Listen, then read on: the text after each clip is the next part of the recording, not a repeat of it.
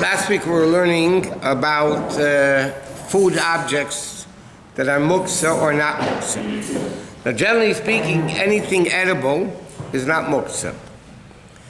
But what happens if the food is not edible on Shabbos? Like, for instance, we started talking about you have raw rice.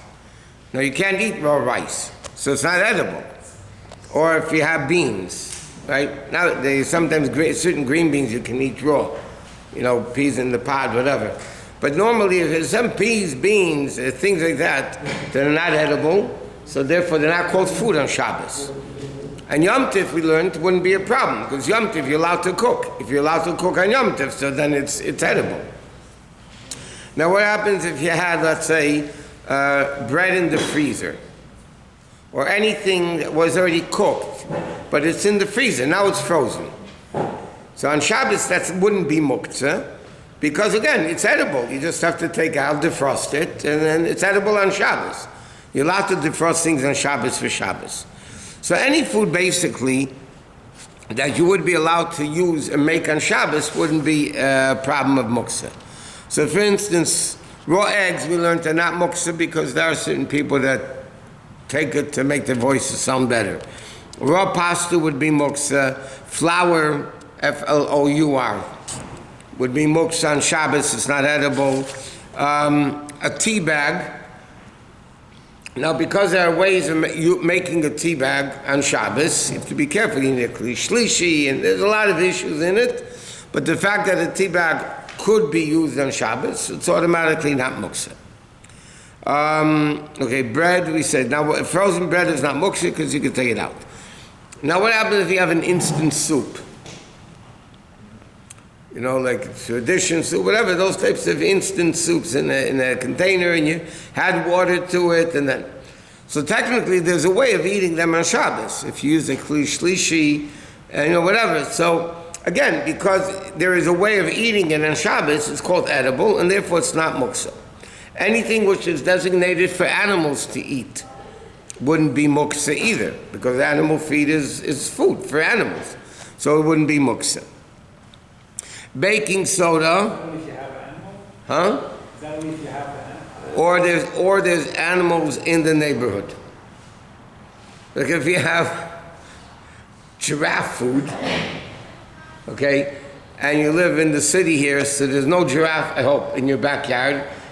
So giraffe food would be muktzah on Shabbos because it's not usable on Shabbos. Well, if you're going to take a walk to the zoo, I mean, it's probably out of the Chum Shabbos.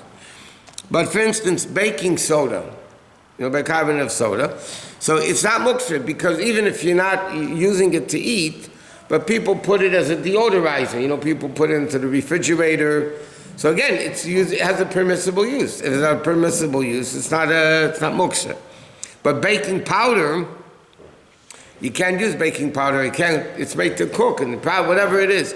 So on Yom Tov, it's not muktzah. Shabbos, it would be muktzah. Breakfast cereals, again. For instance, a cereal that you would not be allowed to make on Shabbos.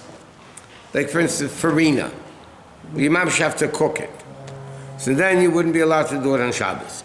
But sometimes you have these instant oatmeal,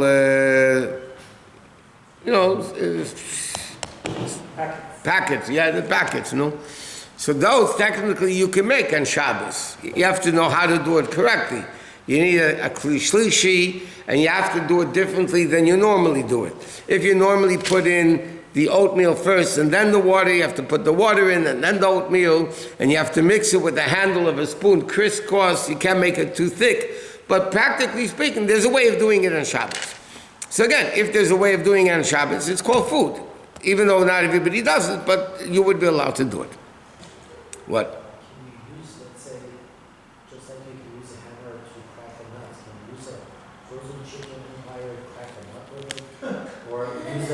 Was it a raw chicken? Raw chicken? No, because that is completely muktzah.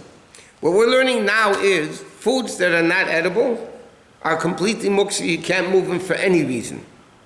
A hammer is less muktzah because it's a keli, it's something, it's a utensil, but it's only forbidden to use for forbidden things generally. So if you can use it for something forbidden, something allowed, it wouldn't be muktzah. But these things are essentially muktzah. So you can't use it to do any reason. Huh? Yeah, but now you're using it because it's not really muktzah, because it's really a keli. Food that is not edible, what is it? It's not a utensil, it's a nothing. It's not, it's removed completely from the person's mind. If you designate it before Shabbos, then you can even take a rock and designate it before Shabbos, and it's fine. Okay, yeast and things like that. Now a lot of times, and this is a big issue, by the way, on Shabbos, you have peels of fruit, and you have shells of fruit, and you have pits of fruit and vegetables. So again, anything which is edible is not muktzah. So let's say if you have an apple peel. An apple peel people eat. With the apple, not with the apple, but it's edible. So even if somebody peels an apple, let's say, they don't want to eat the peel. They peel the apple, but the peel is not muktzah because it's completely edible.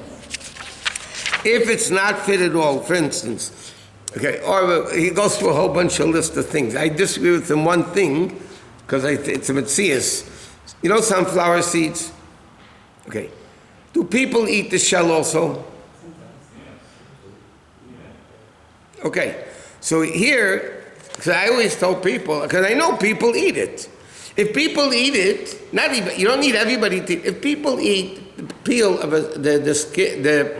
so here he writes, in this book, he writes, sunflower seeds are muktzah machmas gufi. When the shells are salted, they're not muktzah because people suck them for the salt. But but that doesn't mean the other ones. I mean, I had this, some people ask me, I said, yeah, sunflower seeds, I know people that eat them. So if people eat them, then they're edible, they're not muktzah, even though if you don't eat them. They said, no, a lot of people say no. But I said, it's a question and a fact. If people don't eat them, I'll give you pistachio shells. Nobody eats them. They're completely muktzah. Okay? We're going to go into a thing. Like, let's say orange peels. Now, people eat the inside of an orange. They make marmalade out of it. The white, sometimes you have, not in the juice oranges, in the eating oranges. You have inside is a white, sometimes a stick. People eat that. It's edible. Many people eat orange pits. When they eat it, they swallow the pit. They don't care. They don't take out every single pit. So then the red pits are not muktzah. Grapefruit peels nobody eats. Okay, so then there would be muktzah. So if you peel a grapefruit, and let me explain the din where all these issues exist. Let's take another example. Eggshells. Eggshells are not edible. Now, there's no question, while it's still connected to the fruit, it's bottled to the fruit. So it's not muktzah. Okay? A walnut is not muktzah. Okay? Almond, whatever it is, they're not muktzah because the main thing is the fruit. It's bottled to the fruit. But now you peel the egg. So now the egg is muktzah. What? The shell is muktzah. What did I say? You said the egg. I'm sorry, the shell of the egg. Sorry. The shell of the egg is muktzah. It's not edible. So what happens? You peel an egg, and then you start playing with the shells. It's right in front of you. It's completely muktzah. You're not allowed to move it for any reason. You're allowed to move it. We'll learn later what's called get of shorei. If it causes a mess, a disgusting mess on the table, and you want to clean it up. Like nobody likes to leave eggshells on the table. It's disgusting. So that's get of shorei that you're allowed to clean. But many people, Taka, that have, by Hungarians, is a big thing to have Shabbos afternoon, Eier mit Zwiebel. Eier mit Zwiebel is Yiddish for eggs and onions. They make an egg salad with onions. It's a big thing by a lot of people. So the old Yiddish minig, by the way, is when you peel eggs on Shabbos, they do it right over the garbage can. So then it's not muktzah, you put it into the garbage can, that's it, you're not going to be moving it. But to leave it on the table, you have to be careful not to play with it.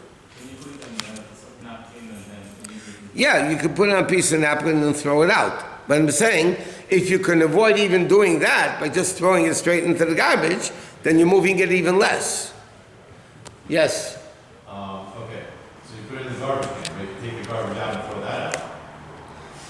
You're allowed to take out the garbage if the garbage stinks. So then that's called the din of geref shorei, a disgusting thing that the laws of Muktzah don't apply. Because the Chachamim who made Muktzah say, yes, sir.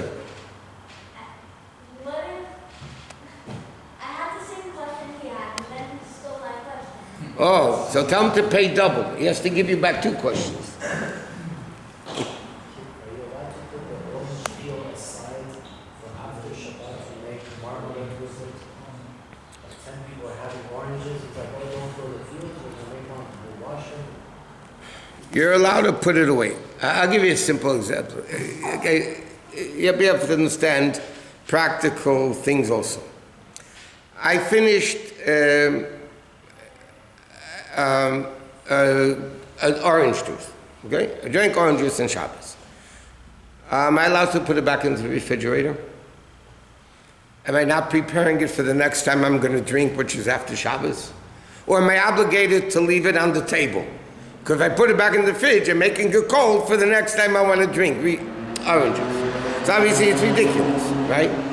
It's ridiculous because I'm not putting it away from something else. I just don't want it to spoil. I don't want it to spoil now. So I'm not putting orange juice or milk or chicken or whatever it is back into the refrigerator because I'm preparing it for next time the Sunday night's dinner.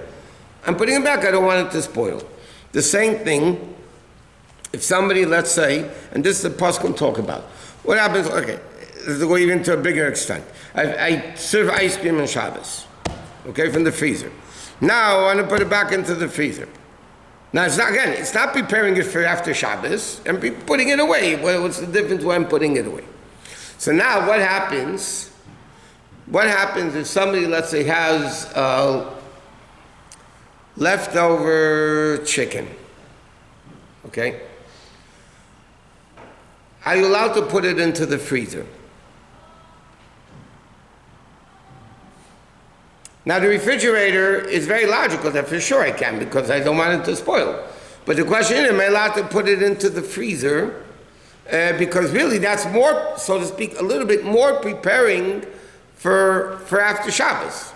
In the refrigerator, technically I could take it out and use it against Shabbos. I'm going to put it into the freezer. But Poskim write clearly that you could. And the reason for that is, I want to put something back. I have to put something away. Okay? I'm putting it away. I don't want to leave it on the table. I'm allowed to put it away. What's the difference where I put it? If I put it in the refrigerator, put it into the freezer. What's the difference? I'm just putting it away. I'm not preparing it for next Sunday night's dinner or Monday night or whatever it is. I'm putting it away. What's the difference to put it away here or there? What? But it's not, the food's not Muktzah. The food is not Muktzah. The question, no question, not Muktzah. The question, am I preparing for after Shabbos? I'm putting it back in the freezer because I want to use it Sunday night for dinner, right? For those that eat leftovers. Some people can use extra, crush it up for agriculture, but it's good for certain. So then, huh? You can't do it on Shabbos. Eggshells are a problem. We're going to talk more, it's getting that, but we're going to talk more, like the Alter Rebbe writes in the Siddur, you shouldn't eat walnuts that are in the shell on Shabbos. That's what he writes. A geizim, which are walnut, you shouldn't eat them. He doesn't write this in Shulchan, he writes this in the Siddur. That you shouldn't eat a geiz, and he writes 2 reasons. Okay? One reason applies only to walnuts, and one reason applies to any nut with a hard shell. Walnuts, he says, in between the nuts, there's that thin membrane, it's called, right? The thin layer. So over there you have to be careful about it. You have to take the fruit, the nut, away from the membrane, not the membrane away from the nut. And it's very difficult, Alter Rebbe says, practically speaking, when you're eating a walnut, to be careful not to do that. And then he says, one second, the walnut peel, the shell of a walnut, this is Muktzah. And what the tendency of people, it's on the table, what do you do with it? If you're eating walnuts, you're not eating it over the garbage can. Okay, you're by the table. Eggs you can peel right over the garbage can, then it's the eggs, whatever. But a walnut, you're not going to do that. So you're going to leave it on the table. So people have a tendency of playing with things, people are fidgety. They play with things. So he says you have Beirer and you have Muktzah. So he says you shouldn't eat those things on Shabbos. Now, what happens if you have an almond in the shell? So again, Beirer you don't have. But the problem of the Muktzah that you still would have. What? Going back to frozen chicken. If you have frozen chicken in the fridge, is there a way to move it to drink? Raw free chicken? Raw, yeah, frozen raw. Okay, we're going to get there in probably tomorrow night. Almond in the shell, isn't it? What? Almond in the shell. No, it's bottled to the fruit. So you're allowed to crack it open over a garbage? Yeah. Yeah. Just make sure the nut doesn't fall down into the garbage. With separating the... So some things we say is derech achila. You take the fish bone out of a fish and then eat it. No. It's called derech achila. It's not called Beirer. So it's no... Yeah, but the walnut, remember the walnut's not derech achila. What's it? Any bird is derech achila. What? Any bird then is derech achila. Derech achila, halacha says no. Halacha says derech achila is to take the good from the bad. So when you take the good from the bad, that's called derech achila. We'll learn tomorrow. We'll go into there's issues, but not so much with muktzah, but like fish bones and watermelon bone pits. You have the muktzah, okay, whatever. Machashin is a measure, kim shalag al teiro.